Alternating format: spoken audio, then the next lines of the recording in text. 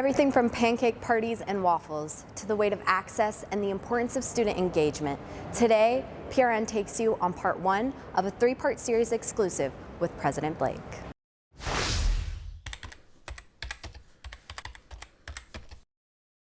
I was actually a resident assistant for 4 years. So I became a resident assistant actually the last term of my freshman year. So I stayed in the dorms the entire time, and it gave me a great perspective of campus life, and my expectations are really high because that's how I was engaging in the campus. So I'll say two events that were signature for me as an RA. One of them was I used to have pancake parties. So I've evolved to waffles now. So I'm a huge fan of waffles. Almost every campus I've been on, I tend to go to the dining hall, the student dining hall, to have the homemade waffles with bananas and butter and syrup, all the things I shouldn't have.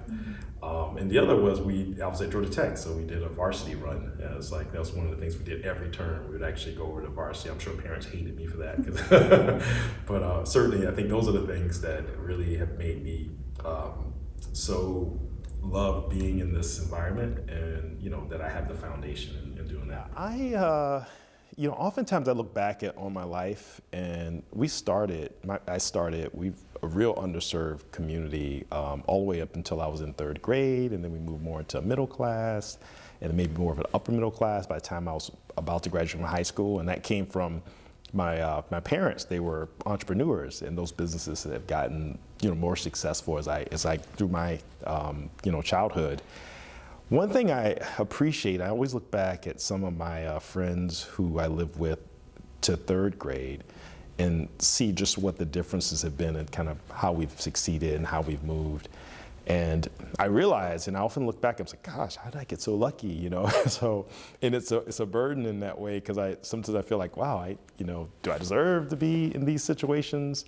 One thing that I've seen over that time is that if I could trace back, I see that I've gotten access. Every time we got the opportunity to move to a different location, I got access to educational systems that gave me even more opportunities. So I do feel there's a responsibility for me to kind of give that access back and be able to can share opportunities for the next generation. So that certainly is something that sticks with me as far as the education I've had, and then trying to apply it to real life. What is one big takeaway that you would want to convey to students? In one word, I would just say engage. If I look backwards, I think all of my best opportunities was when I stepped outside of myself. I did something that I would naturally not do. I'll give you one example, and I'll try to make it very quickly.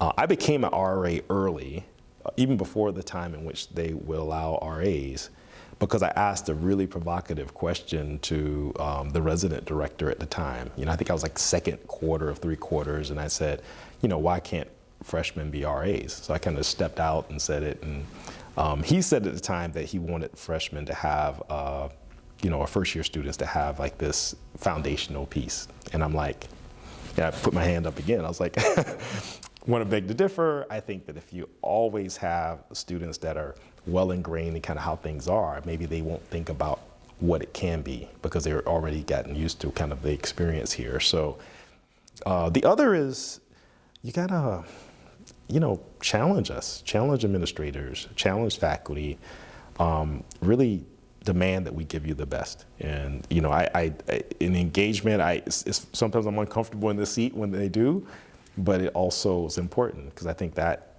really kind of leads an institution to kind of improve over time. So.